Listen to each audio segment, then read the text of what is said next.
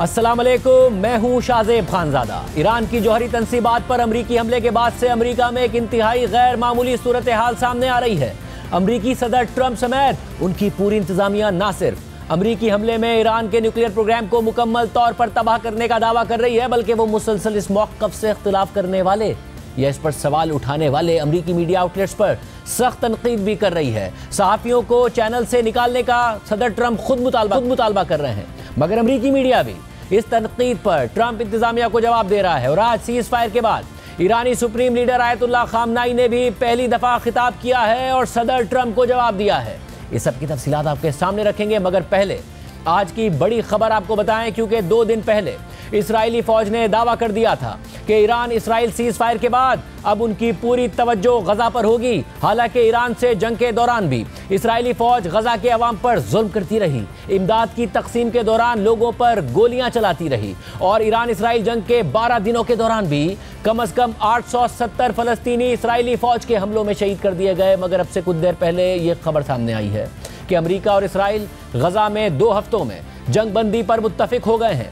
Times of Israel की खबर के मुताबिक इसराइली अखबार इसराइल हायोम ने एक बाखबर जरिए के हवाले से दावा किया है कि रवा हफ्ते के आगाज में ईरान पर अमरीकी हमले के बाद अमरीकी सदर ट्रंप और इसराइली वजीर आजम नेतन्याहू के दरमियान होने वाली गुफ्तगू में गजा की जंग को तेजी से खत्म करने और अब्राहम अकॉर्ड्स की तौसी पर इत्तफाक कर लिया गया। रिपोर्ट के मुताबिक दोनों रहनुमाओं के दरमियान फोन पर गुफ्तगू हुई, जिसमें यह तय पाया कि गजा में जारी जंग आइंदा 2 हफ्तों के अंदर खत्म कर दी जाएगी। इस मुआहदे के तहत मुत्तहदा अरब अमारात और मिस्र समेत 4 अरब ममालिक हमास की जगह गजा का इंतजाम संभालेंगे। हमास की क़यादत को जिला वतन कर दिया जाएगा, जबकि तमाम यरगमालियों को रिहा कर दिया जाएगा। तहम अरब इत्तेहादी ममालिक मुतअद्दिद बार ये वाज़ेह कर चुके हैं कि वो जंग के बाद गजा की बहाली के अमल में उस वक्त तक शरीक नहीं होंगे जब तक इसराइल 2 रियासती हल की तरफ पेशकदमी के तौर पर फ़लस्तीनी अथॉरिटी को गजा में कोई अमली किरदार देने पर रजामंद ना हो जाए। लेकिन नेतन्याहू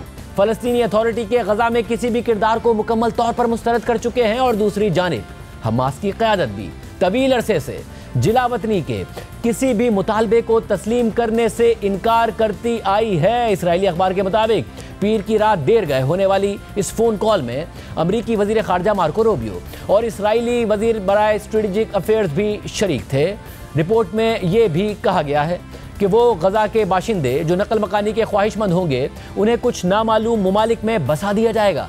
मंसूबे के तहत सऊदी अरब और शाम इसराइल के साथ सिफारती ताल्लुकात कायम करेंगे, जबकि दीगर अरब और मुसलमान ममालिक भी उनके नक्शे कदम पर चलेंगे। इसराइल की जानिब से एक मुस्तकबिल के 2 रियासती हल की हिमायत का इजहार किया जाएगा, मगर यह हिमायत फ़लस्तीनी अथॉरिटी में इस्लाहात से मशरूत होगी। इसके साथ ही फरीक़ैन के दरमियान इस बात पर भी इत्तफाक हुआ कि अमरीका मगरबी किनारे के बाद हिस्सों पर इसराइली खुद मुख्तारी को तस्लीम करेगा। रिपोर्ट में कहा गया है कि इस बड़े और वसी मंसूबे की मौजूदगी ही शायद वो वजह है जिसने सदर ट्रंप को इसराइल की जानिब से ईरान के खिलाफ मुजवज़ा जवाबी कार्रवाई पर गुस्से में मुब्तला कर दिया था, खुसूसन ऐसे वक्त में जब ईरान के साथ जंगबंदी हो गई थी। ताहम इसी तनाजुर में ट्रंप ने ट्रूथ सोशल पर नेतन्याहू के खिलाफ जारी इसराइल में करप्शन मुकदमे को ख़त्म करने का मुतालबा भी किया था। ये रिपोर्ट खुद इसराइली अखबार रिपोर्ट कर रहा है कि अमली तौर पर ऐसा हो सकता है।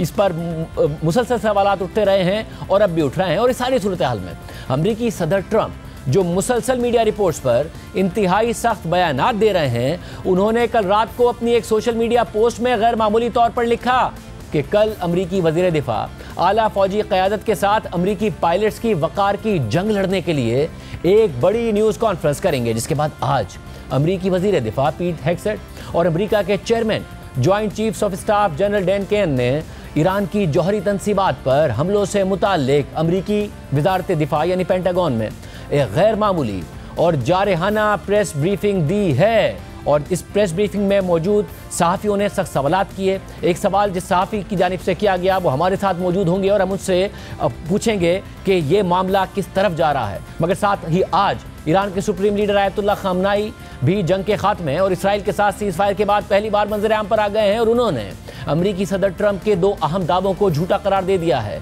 और ईरानी अवाम और दुनिया को अहम पैगाम दिया है। ट्रंप का एक दावा यह है कि अमरीकी हमलों के बाद ईरान की जौहरी तंसीबात मुकम्मल तौर पर तबाह हो गई हैं और दूसरा दावा यह है कि ईरान की जानिब से जवाबी कार्रवाई में कतर में मौजूद अमरीकी फौजी अड्डे को कोई नुकसान नहीं पहुंचा। साथ ही ट्रंप ने ईरान का शुक्रिया अदा करते हुए कहा था कि ईरान ने हमें पहले ही हमलों से आगाह कर दिया था, जिसकी वजह से कोई नुकसान नहीं हुआ।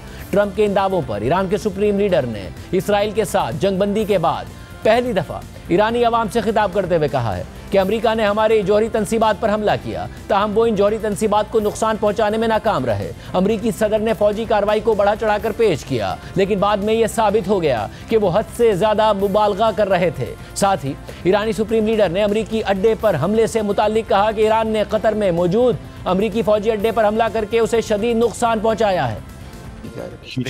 अमेरिका फौरी तौर पर जंग में कूद पड़ा और वो सिर्फ इस वजह से जंग में शामिल हुआ क्योंकि उन्हें यकीन हो गया था कि अगर उन्होंने मुदाखलत न की तो सहयूनी रियासत यानी इसराइल का खात्मा हो जाएगा।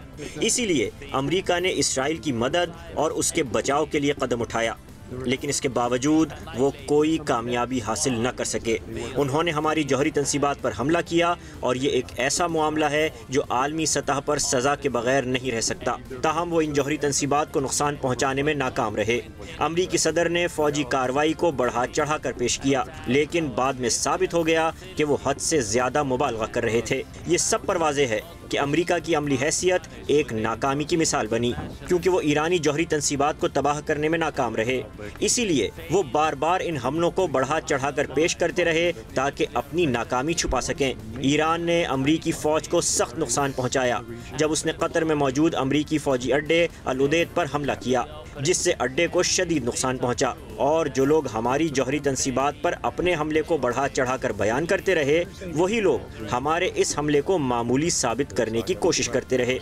इसके अलावा ईरानी सुप्रीम लीडर आयतुल्लाह खामनाई ने अपनी एक तकरीर में ट्रंप की जानिब से सरेंडर करने के मुतालबे पर कहा कि ये अल्फाज अमरीकी सदर के अपने कद-ओ-क़ामत से ज़्यादा हैं। ईरान एक पुरानी और तारीख़ी तौर पर मजबूत मुमलिकत और एक ताकतवर तहजीब है, इसलिए हथियार डालने का लफ्ज़ हमारी डिक्शनरी में नहीं है। किसी सदर के पास ये इख्तियार नहीं है कि वो दूसरी खुद मुख्तार कौम को हथियार डालने का कहे। अपनी एक तकरीर में अमरीकी सदर ने कहा कि ईरान मुकम्मल तौर पर सरेंडर कर दे।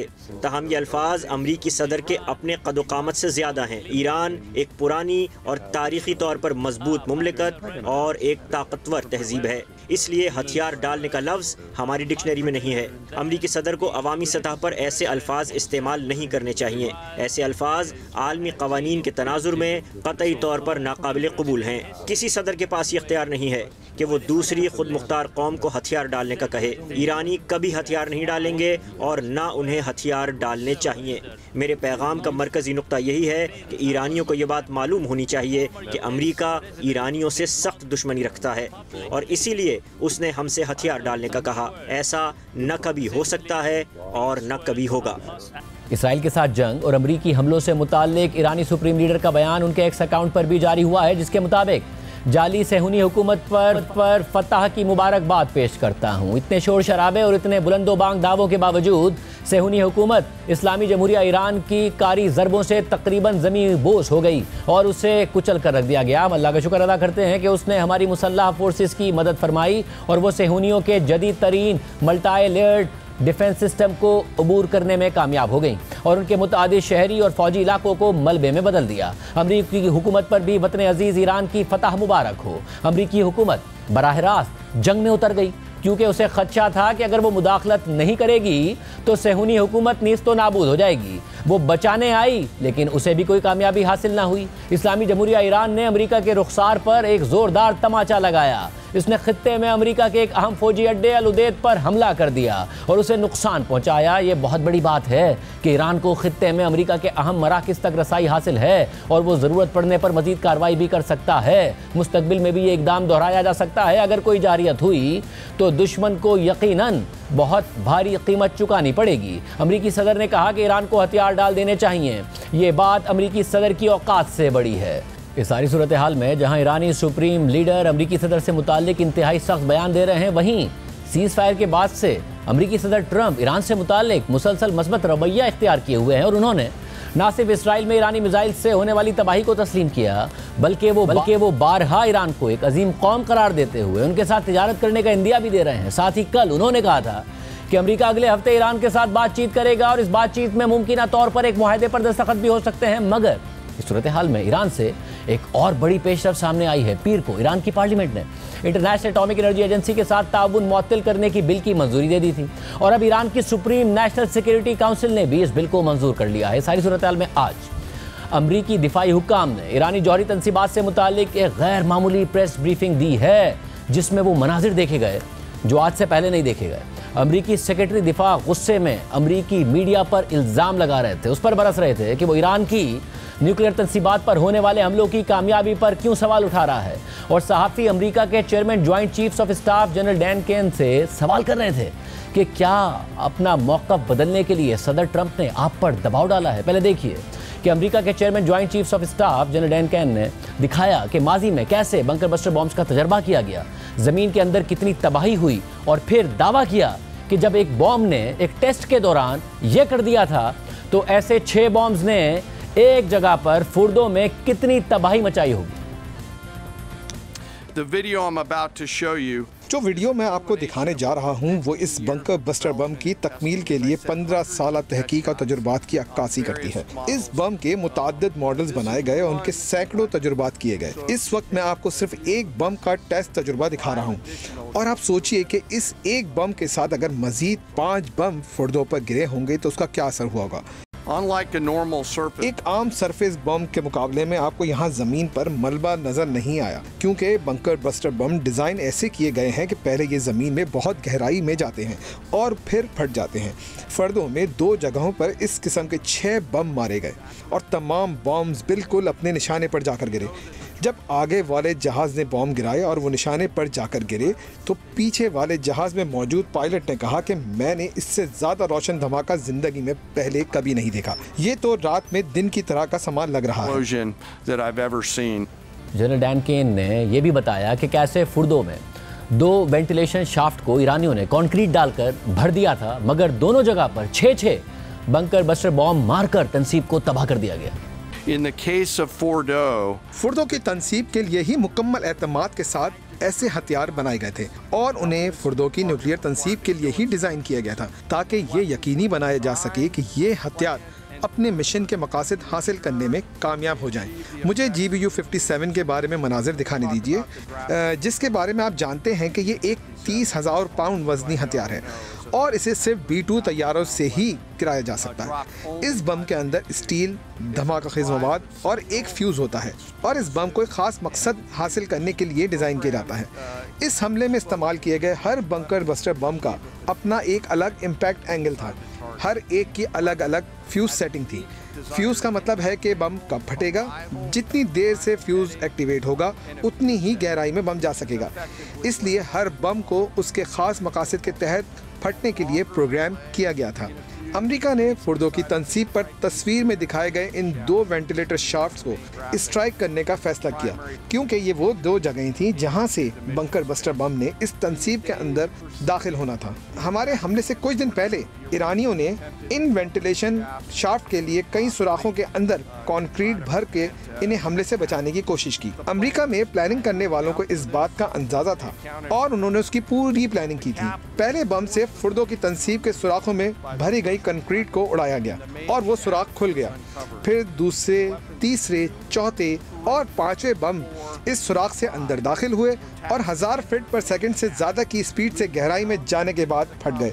इससे पीछे जहाज़ में 6ठे बम को इस तरह डिज़ाइन किया गया था कि अगर उससे पहले के जहाज़ का सिस्टम काम न करे या फिर बम काम न करे तो 6ठा बम मकासद हासिल करे। फुर्दों में वेंटिलेशन के दोनों सुराखों में 6 बम मारकर उन्हें तबाह किया गया।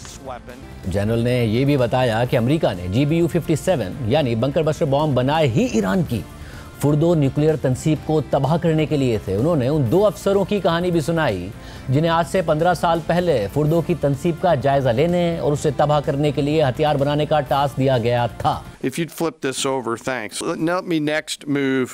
मैं आपको बताना चाहता हूं कि अमेरिका ने ये बंकर बस्टर बम GBU-57 क्यों और कैसे बनाए। मैं आपको इस बम के प्लानर्स के बारे में बताना चाहता हूं। अमेरिका में एक ऑर्गेनाइजेशन है जिसका नाम डिफेंस थ्रेट रिडक्शन एजेंसी है। ये एजेंसी अमेरिका के लिए बहुत से काम करती है, मगर सबसे अहम काम यह है कि ये एजेंसी अंडरग्राउंड टारगेट्स के लिए दुनिया की सबसे जदीद एजेंसी है। 2009 में इस एजेंसी के एक अफसर को ईरान में होने वाली सरगर्मी के हवाले से ब्रीफिंग दी गई। गई। उस अफसर की सिक्योरिटी को मद्देनजर रखते हुए मैं उसका नाम नहीं बताऊंगा। उस अफसर को ईरान में एक मकाम की कुछ तस्वीर और कुछ सीक्रेट मालूमात दिखाई गई। ये मकाम ईरान के पहाड़ों के बीच एक कंस्ट्रक्शन साइट का था और उस अफसर को यह जिम्मेदारी दी गई कि वो इंटेलिजेंस कम्युनिटी के साथ मिलकर ईरान में मौजूद इस तंसीब के हवाले से रिसर्च करे और फिर कुछ अरसे में इस अफसर के साथ एक और अफसर को भी इस जिम्मेदारी में शामिल कर लिया गया। ये दोनों अफसर 15 साल तक फुर्दो में मौजूद इस टारगेट के बारे में रिसर्च करते रहे, जो कि ईरान के न्यूक्लियर प्रोग्राम की इंतहाई अहम तंसीब थी। और फिर मुकम्मल रिसर्च के बाद उन्हें एहसास हुआ कि अमेरिका के पास इस टारगेट को तबाह करने के हथियार ही मौजूद नहीं है। और फिर इन दोनों अफसरान ने इंडस्ट्री और दीगर इदारों के साथ मिलकर बंकर बस्टर बम यानी GBU-57 बनाया। फिर उन्होंने इस हथियार को मुख्तलिफ ऑप्शंस के साथ बार बार टेस्ट किया, मुख्तलिफ टारगेट्स पे सैकड़ों टेस्ट तजुर्बात किए और इस सब का एक ही मकसद था और वो ये कि जब अमेरिका ईरान की फुर्दों में मौजूद न्यूक्लियर तंसीब को टारगेट करने का फैसला करे तो ये बम उस तंसीब को मुकम्मल तौर पर तबाह कर दे। और फिर उनकी जिंदगी की 15 साल मेहनत के बाद बिलाखिर जून 2005 को उनको फोन आया और अमेरिका के सदर ने हुक्म दिया कि B-2 तैयारों के जरिए इस टारगेट को तबाह कर दो। कल मुझे उन दोनों ऑफिसर से मिलने का मौका मिला जिन्होंने इतना कुछ किया। अमेरिका के chairman joint chiefs of staff से सहाफी ने पूछा कि जनरल, आपने इतवार को कहा था कि ईरान की न्यूक्लियर तंसीबात पर किए गए हमलों की फाइनल डैमेज असेसमेंट में वक्त लगेगा और आपने कहा था कि इतनी जल्दी इस बात पर तबसरा करना दुरुस्त नहीं होगा कि ईरान की न्यूक्लियर तंसीब को कितना नुकसान पहुंचा है। तो 3 दिन में ऐसा क्या बदल गया कि आप आज ये मालूमात दे रहे हैं कि आप भी सदर ट्रंप की तरह कहेंगे कि ईरान की न्यूक्लियर तंसीब का सफाया कर दिया गया है? तो देखिए जनरल डैन केन ने क्या जवाब दिया और फिर सेक्रेटरी दिफा मीडिया से नाराज हो गए। General, on Sunday you said final battle damage will take some time, and you also said I think BDA is still pending and it would be way too early for me to comment on what may or may not still be there at the nuclear facility. So that was just over 3 days ago. So what has changed? Would you use the term obliterated as well? Sure, like I said, we don't do BDA. I'll refer that to the intelligence community. And you're talking with them. I mean, what changed in the past 3 days that make you so, you know? Sir, I think I said. I think I explained what changed. There was a great deal of irresponsible reporting based on leaks, preliminary information in low confidence. Again, when someone leaks something, they do it with an agenda. And when you leak a portion of an intelligence assessment, but just a little portion that makes it seem like maybe the strike wasn't effective, then you start a news cycle. Whether it's the Washington Post or Fox News or CNN or MSNBC, you start a news cycle that starts to call into question the efficacy. No, that's why. So you bring the chairman here, who's not involved in politics. He didn't do politics. That's my lane to understand and translate and talk about those types of things. So I can use the word obliterated. He could use defeat, destroyed, assess, all of those things. But ultimately, we're here to clarify what these weapons are capable of, which anyone with, two eyes, some ears, and a brain can recognize that kind of firepower with that specificity at that location and others is going to have a devastating effect. That's what's changed. Just 3 or 4 days later. What see, this is a point. This is how difficult it is to actually manage. You just watched a video of what this weapon is capable of. America के chairman joint chiefs of staff से सहाफियों ने यह तक सवाल किया कि क्या उन पर सदर ने दबाव डाला है कि ईरान पर होने वाले हमलों के हवाले से एक बेहतर तस्वीर पेश करें। सेक्रेटरी दिफा से सवाल हुआ कि ये इतलात मौजूद हैं कि ईरान ने पहले ही यूरेनियम को मुंतकिल कर दिया था, क्या ये बात ठीक है? देखिए जनरल साहब ने क्या जवाब दिया और सेक्रेटरी दिफा कैसे गुस्से में आ गए। There's public imagery available saying that highly enriched uranium was moved out of Fordo before the strikes. Is that accurate? Have you seen that? And Mr. Chairman, a question for you. Have you been pressured to change your assessment or give a more rosy intelligence assessment to us by any political factors, whether it's the president or the secretary? And if you were, would you do that? Yeah, well, that one's easy. No. No, I have not, and no, I would not. I've never been pressured by the president or the secretary to do anything other than tell them exactly what I'm thinking, and that's exactly what I've done. There's nothing that I've seen that suggests that we didn't hit exactly what we wanted to hit in those locations. It's about highly enriched uranium. Do you have certainty that all the highly enriched uranium was inside the Fordo mountain, or some of it, because there were satellite photos that showed more than a dozen trucks there 2 days in advance? Are you certain none of that highly enriched uranium was moved? Of course, we're watching every single aspect, but Jennifer, you've been about the worst, the one who misrepresents the most intentionally. What the president says. आज खामनाई के खिताब के बाद Tehran में क्या सूरत हाल है, Trump की तिजारत की ऑफर के बाद तेहरान में क्या सूरत हाल है, ये हम पूछेंगे तेहरान में मौजूद सहाफ़ी जॉन हुसैन से। मगर पहले बात करेंगे अमेरिका के जर्नल से सवाल करने वाले सहाफ़ी, नेशनल सिक्योरिटी करेस्पॉन्डेंट हैं रॉयटर्स के इदरीस अली, जो इस वक्त भी पेंटागन के बाहर मौजूद हैं। इदरीस, बहुत शुक्रिया हमें शो में ज्वाइन करने के लिए। इदरीस, ट्रंप के ज़ाहिर है अमेरिकी मीडिया के साथ के एक सेक्शन के साथ बहुत बुरे ताल्लुकात रहे ही हैं और आप एक अरसे से कवर करते रहे। आप जो आज मनाजिर देखे कि जिस तरीके से सेक्रेटरी दिफा गुस्सा हुए थे, फिर साथ में हमें नजर आया कि जो अमेरिकी जर्नल है उनसे इंतहाई सख्त सवाल कर रहे थे कि कहीं दबाव तो नहीं डाला। ये आपके ख्याल में जो ईरान के ऊपर अटैक किया है अमेरिका ने, उसके बाद ये सूरत हाल ज़्यादा ख़राब हो गई है? आपका अपना तजर्बा क्या कहता है और जो आज आपने विटनेस किया?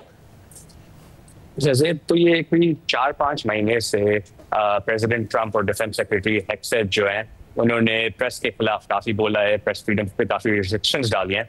मगर मैं पेंटागन 10 साल से कवर कर रहा हूँ और आज जो ब्रीफिंग थी वो काफ़ी अनोखी थी और मैंने ऐसे कभी कुछ नहीं देखा। जो सेक्रेटरी ऑफ डिफेंस ने जो किया है वो शुरू से ही मीडिया के खिलाफ उनके ओपनिंग स्टेटमेंट में काफ़ी टाइम उन्होंने स्पेंड किया। 40 मिनट की ब्रीफिंग थी, उसमें काफ़ी टाइम मीडिया के खिलाफ बातें की, कहीं कहा कि जो इंफॉर्मेशन रिपोर्ट हो रही है, जो एंगल दिया जा रहा है वो एंटी ट्रंप बायस है। उन्होंने बोला कि मीडिया का हेट्रेड है ट्रंप के खिलाफ, तो काफ़ी टाइम उन्होंने इस चीज़ से स्पेंड किया। और हिस्टोरिकली डिफेंस सेक्रेटरी जो है वो काफ़ी एपॉलिटिकल रहते हैं, वो काफ़ी फैक्ट्स पे फोकस करते हैं, टैक्टिक्स और प्रोसीजर्स। मगर हेक्सेट ने आई थिंक ट्रंप की जो पर्सनालिटी है वो काफ़ी इंटरनलाइज की है, काफ़ी उनकी जो एंटी मीडिया रैंट्स हैं वो भी शुरू किए हैं। एंड आई थिंक वो फील करते हैं कि ट्रंप अगर ये देखें जो वो प्रेस कॉन्फ्रेंस देख रहे थे एक्चुअली उनको वो काफ़ी खुश होंगे उसको देख के। एक्चुअली प्रेस कॉन्फ्रेंस के बाद प्रेसिडेंट ट्रंप ने अपने सोशल मीडिया प्लेटफॉर्म पे कहा कि ये सबसे इंफॉर्मेटिव और प्रोफेशनल ब्रीफिंग थी। तो क्लियरली ये ब्रीफिंग ऑडियंस ऑफ वन के लिए थी और वो ऑडियंस प्रेसिडेंट ट्रंप थे।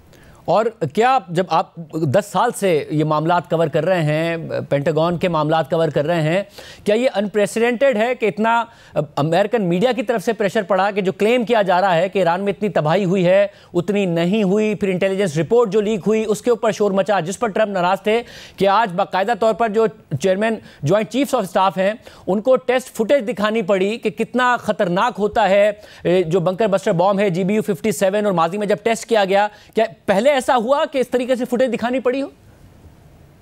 जैसे ये एक इम्पोर्टेंट चीज़ है कि जो प्रेस ब्रीफिंग आज हुई थी ये प्रेसिडेंट ट्रंप ने कल अनाउंस की। ये पेंटागन का आइडिया नहीं था, ये प्रेसिडेंट ट्रंप का आइडिया था और उन्होंने खुद अनाउंस किया।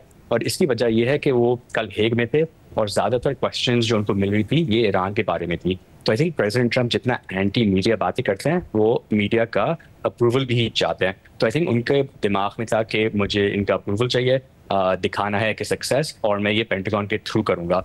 एंड पेंटागन का काफ़ी इंटरेस्टिंग रोल है इसमें क्योंकि वो यूजुअली फैक्ट्स और फिगर्स और टेक्निक्स के बारे में बात करते हैं, मगर they were basically thrown into the political sphere. तो उनको भी प्रेशर फील हुआ प्रेसिडेंट ट्रंप की वजह से। और मीडिया का तो यही रोल है कि जो रिपोर्ट्स हैं, इंटेल रिपोर्ट्स या ना हो, उन पे रिपोर्ट करना एक्यूरेटली। अब हमारा ये नहीं है काम के कहें कि ये ख़राब था, ये नहीं सही था, मगर रिपोर्ट एक्यूरेटली। और एक DIA रिपोर्ट ने जो कल लीक हुई थी, हमने भी लिखा, वो कहती है कि इट इज़ पॉसिबल कि ये जो ईरान पे स्ट्राइक है उसका लिमिटेड सक्सेस था। एंड प्रेसिडेंट ट्रंप एक ऐसे प्रेसिडेंट हैं जो आई थिंक ब्लैक और वाइट में चीज़ें देखते हैं, या तो सक्सेस हुआ या नहीं सक्सेस हुआ, और उनके दिमाग में ये जो नैरेटिव चल रहा है वो सही नहीं है। तो मेरे ख्याल से काफ़ी रेयर है कि चेयरमैन जॉइंट चीफ्स जाएं, टेस्ट फुटेज दिखाएं। इनकी ये सेकंड ब्रीफिंग थी 4 दिन में। आई थिंक दैट शोज कि काफ़ी प्रेशर पड़ रहा है एडमिनिस्ट्रेशन में कि उन्होंने इतनी बड़ी स्ट्राइक ली और जो सक्सेस है वो इतना क्लियर नहीं। और क्या आपके तजर्बे में ये हुआ कि एक टॉप जर्नल को इन सवालों का सामना करना पड़ा हो कि आपने 3 दिन पहले तो कहा था कि असेसमेंट आने में टाइम लगेगा, अब आप इतनी जल्दी अगर असेसमेंट दे रहे हैं तो क्या आप पर कोई दबाव है, क्या आप पर दबाव डाला गया हो? इन सवालात का सामना किसी जर्नल को करना पड़ा? ये एक्चुअली मैंने ही क्वेश्चन पूछा था, दबाव पड़ा आपका पॉलिटिकल प्रेशर या नहीं? क्योंकि आप सही कह रहे हैं, संडे को इन्हें बोला था कि हमें काफ़ी टाइम लगेगा असेसमेंट देने में, और फिर वो 3 दिन बाद आके कह रहे हैं कि स्ट्राइक, उन्होंने ये एक्चुअली नहीं बोला कि स्ट्राइक सक्सेसफुल थी या नहीं, उन्होंने बोला कि वेपन सक्सेसफुल थे। तो वो भी आई थिंक कि जो नीडल है ना, वो थ्रेट करने की कोशिश करें कि ना ही झूठ बोले मगर ना ही प्रेसिडेंट ट्रंप के क्रॉसहायर्स में आए। मगर आई थिंक आप सही कह रहे हैं कि काफ़ी रेयर बात है कि चेयरमैन ऑफ जॉइंट चीफ्स 4 दिन में 2 दफ़ा आए हैं, मीडिया से बात की है। वो कोई 2 महीने भी नहीं हुए उनको ऑफिस में और उनको ये क्वेश्चंस का जवाब देना पड़ रहा है। और आप और आपके साथी सहाफ़ी, इस ब्रीफिंग के बाद आपका इंप्रेशन क्या रहा? बाकी सहाफ़ियों से अगर आपने बात की, क्या वो ज़्यादा कन्विंस हुए कि वो इंटेलिजेंस जो लीक की गई वो वाकई प्रीमेच्योर थी या गलत थी? तबाही ज़्यादा हुई है सहाफ़ियों का, आप लोगों का सबका क्या इंप्रेशन था? नहीं, आपने सही अच्छा सवाल पूछा है। बेसिकली यूएस इंटेलिजेंस कम्युनिटी बहुत बड़ी इंटेलिजेंस कम्युनिटी है। तो जो DIA है, जो पेंटागन की इंटेलिजेंस आर्म है, वो 12, 13, 14 एजेंसीज में से एक है।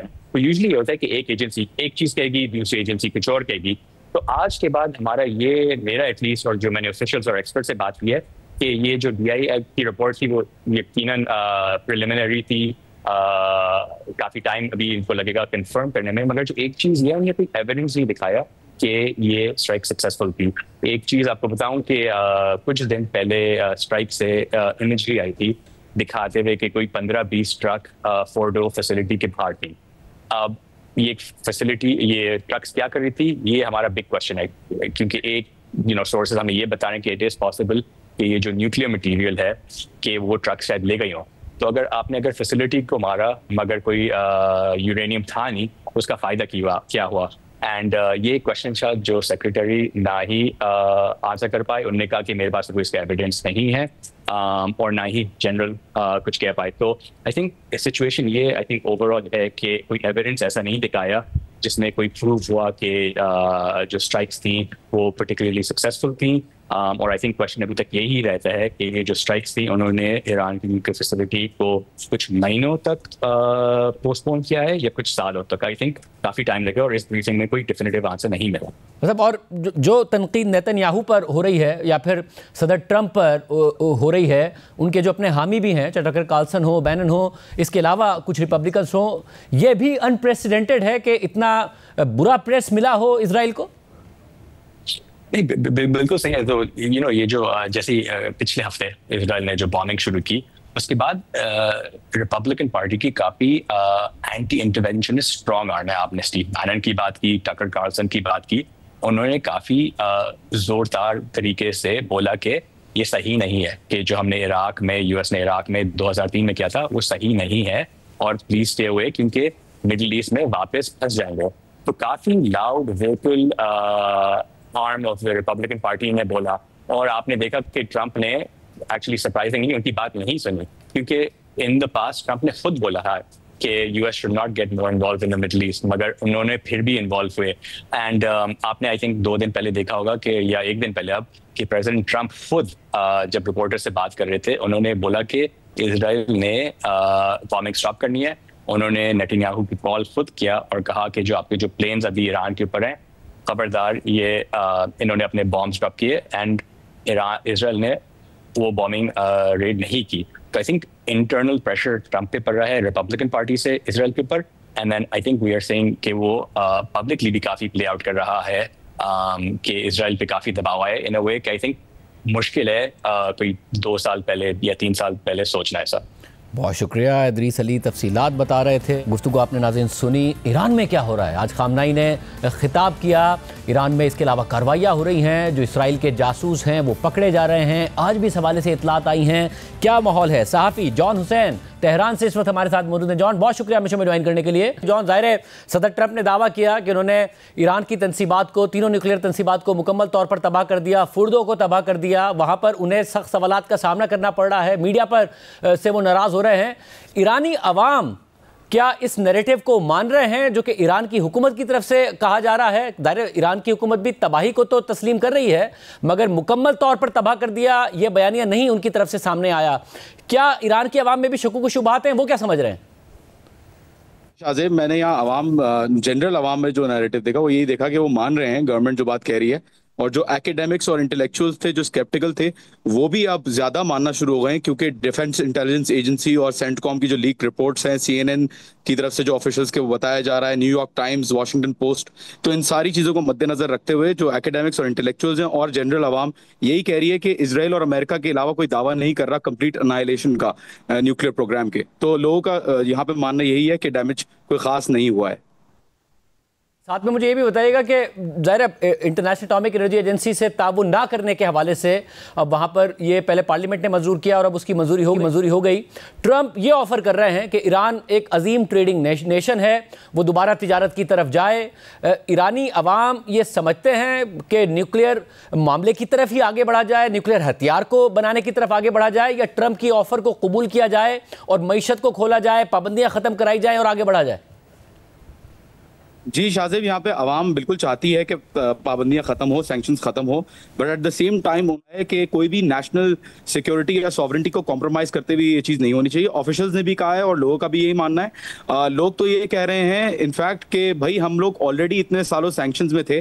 IAEA ने और न्यूक्लियर नॉन प्रोलिफरेशन ट्रीटी और जितना भी इंटरनेशनल सेंट्रल गवर्नमेंट का जो सिस्टम इस वक्त बना हुआ है उसने हमें फेल किया है। तो लोग कह रहे हैं कि कोई फर्क नहीं पड़ता अगर ईरान चला भी जाए इंटरनेशनल इंस्पेक्शन से, क्योंकि इसराइल के ऊपर कोई भी ओवरसाइट नहीं है और ईरान के लिए यूनिलैटरली ये चीज रखना is not fair and the people are against it. तो लोग कह रहे हैं कि उनको फर्क नहीं पड़ रहा इस चीज से। अगर होता भी है तो अच्छी बात है, नहीं होता तो ऑलरेडी सैंक्शंस में कोई ज्यादा फर्क नहीं पड़ेगा। और ईरान ने जो हमला किया था अमेरिका की बेस पर कतर में, उस हवाले से ट्रंप कहते हैं पहले ही बता दिया था, कोई नुकसान नहीं हुआ, 14 मिसाइल फायर किए, 13 को मार गिराया, एक किसी और डायरेक्शन में चला गया। ईरानी अवाम ने उस वक्त जश्न मनाया था। अब जबकि कुछ टाइम गुजर गया, इस हवाले से उनके क्या तासुरात हैं? जी तासुरात अभी भी क्योंकि आयतुल्लाह खामनाई जो इनके सुप्रीम लीडर हैं उन्होंने जो बयान में कहा, उन्होंने कहा कि वही मीडिया जो एग्जैजरेट कर रहा था ट्रंप की स्ट्राइक्स को, वही मीडिया अब ईरान की स्ट्राइक्स को डाउन प्ले करने की कोशिश कर रहा है।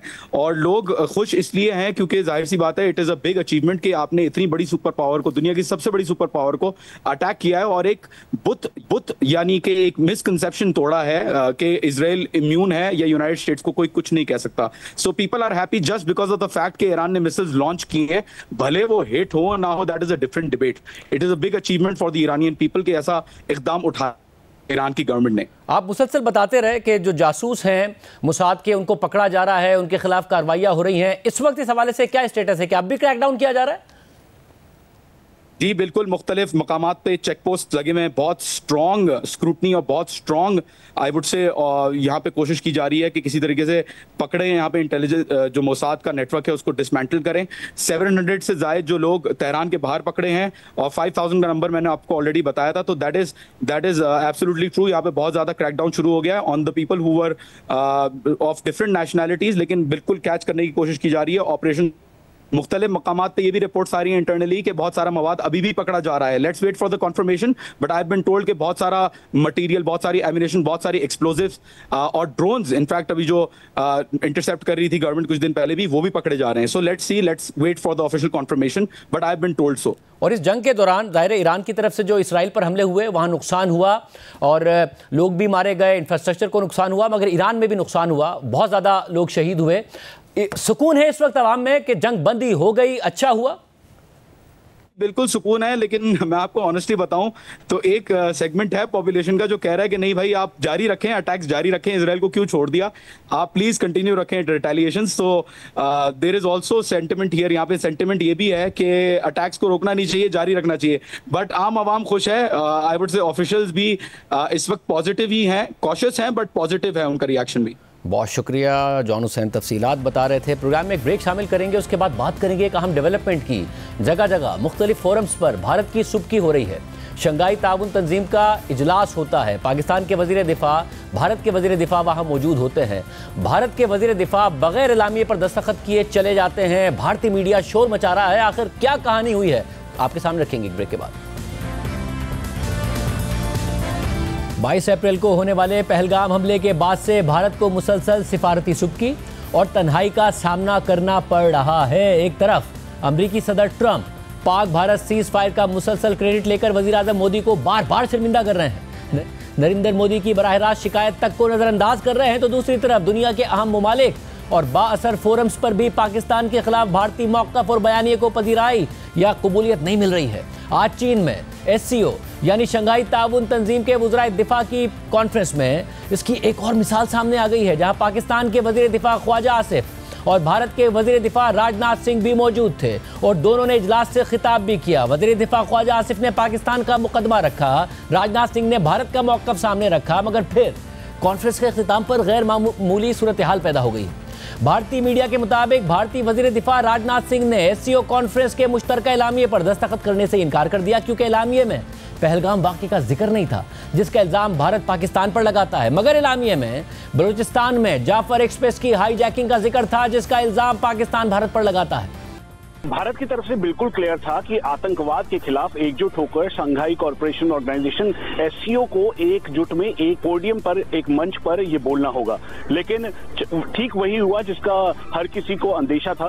चाइना और पाकिस्तान की जो भाषा थी वो इस ज्वाइंट डिक्लेरेशन में दिखाई दे रही थी। यहाँ पर जफर एक्सप्रेस यानी बलूचिस्तान में हुए जफर एक्सप्रेस के आतंकी हमले का जिक्र किया गया, लेकिन पहलगाम को लेकर कोई भी इस पे जानकारी नहीं दी गई और यही वजह है कि रक्षा मंत्री ने बिल्कुल क्लियर कर दिया कि वो ज्वाइंट डिक्लेरेशन को साइन नहीं करेंगे, जॉइंट स्टेटमेंट को साइन नहीं करेंगे और ये बोलने के बाद फिर उसे होल्ड किया गया। होल्ड करने के बाद अब इस पे दोबारा से मंथन किया जा रहा है। Rajnath Singh in China has put out a very stern message and has refused to sign a joint statement at that Shanghai Cooperation Organization meet that has taken place because it did not mention the Pahalgam terror attack.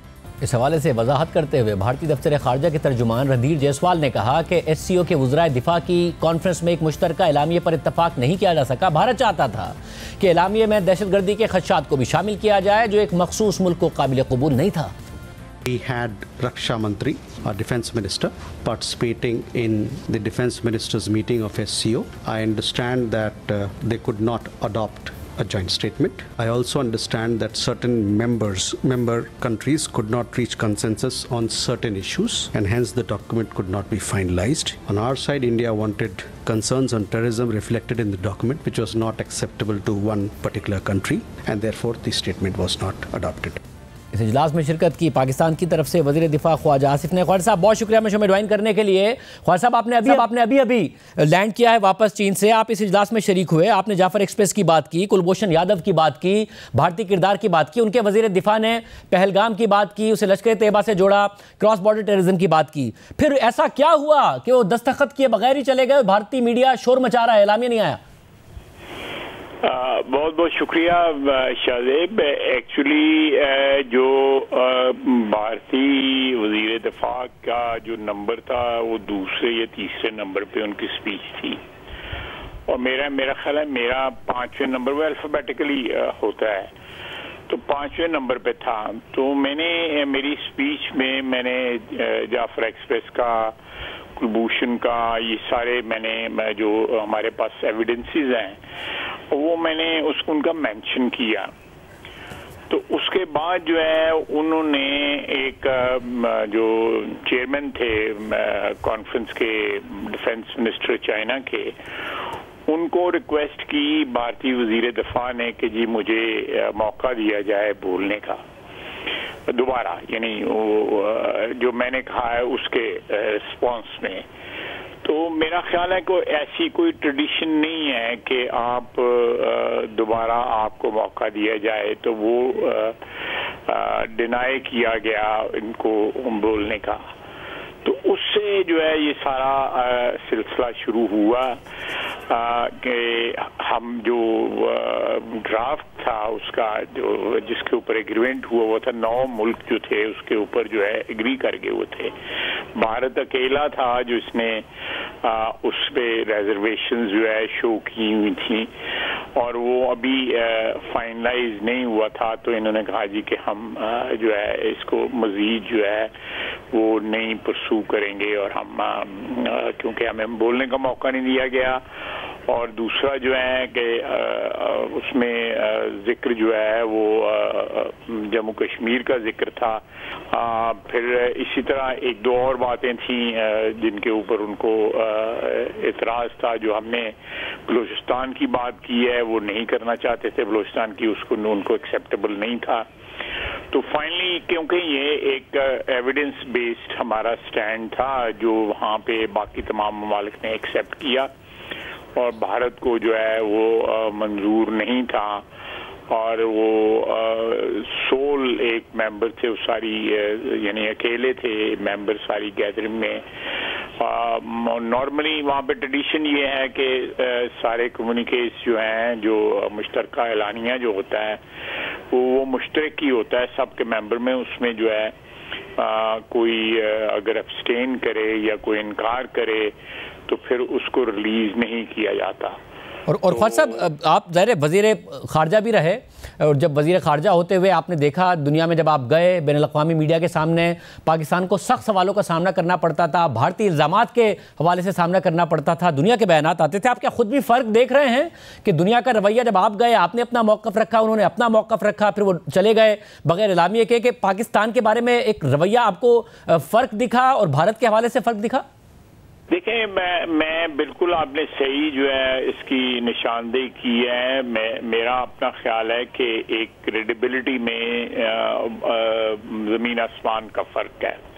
Pakistan का जो मौक़िफ़ है, पाकिस्तान की जो इस खुसूसन जो regional disputes हैं terrorism के ऊपर, जो है वो पाकिस्तान के मौक़िफ़ को जो है वो एक्सेप्ट किया जा रहा है, और उसमें बहुत सी चीज़ें वजह हैं जो जिनका पाकिस्तान के साथ ताल्लुक़ नहीं बनता। मसलन जो कनाडा में जो कुछ इन्होंने किया, वहाँ पे सिख लीडर को जो है इन्होंने मरवाया, इसी तरह अमेरिका में इन्होंने दहशतगर्दी की। तो ये चीज़ें जो है ये सारी की सारी भारत की जो अपनी रेपुटेशन जो है उसके हुक्मरानों ने ख़राब की हुई है। उसको डैमेज जो है उनके वज़ीर आज़म और वज़ीर आज़म के साथ ये 2-4 लोग जो हैं तो जो मुतशद्दद ज़हनीयत के मालिक हैं, उन लोगों ने ख़राब की है, जो साख उनकी डैमेज हुई है इंटरनेशनली। और पाकिस्तान की अल्हम्दुलिल्लाह क्रेडिबिलिटी में जो इजाफा हुआ है, साख में जो है इजाफा हुआ है, उसकी वजह मेनली यही है कि भारत ने इंटरनेशनल टेररिज्म को जो है वो फ़रोग दिया है, उसको सपोर्ट किया है, उसको स्पॉन्सर किया है। वेयर एज पाकिस्तान जो है वो इस वक्त क्लियर कट जो है बलूचिस्तान में और केपी के अंदर जो है भारतीय स्पॉन्सर्ड जो है टेररिज्म का जो है वो निशाना बना हुआ है, टारगेट बना हुआ है। और अफगानिस्तान की सरजमीन जो है BLA के लिए, TTP के लिए हिंदुस्तान जो है उसको इस्तेमाल कर रहा है। बहुत शुक्रिया वज़ीर दिफा ख्वाजा साहब का मौक़िफ़ आपने इसके प्रोग्राम में इत्तेहाद दीजिए। अल्लाह हाफ़िज़।